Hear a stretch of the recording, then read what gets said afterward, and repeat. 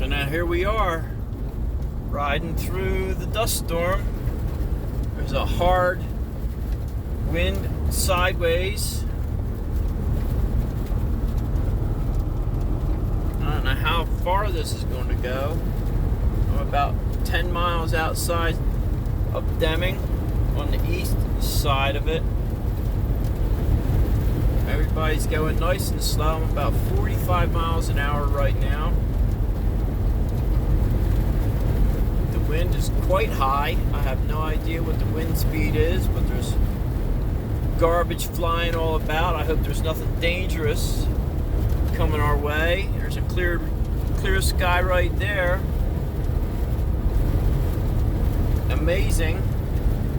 Spectacular. It's my first real dust storm. I've been in a few little guys before, but nothing like this. I got my blinkers on. Lots of other vehicles do too.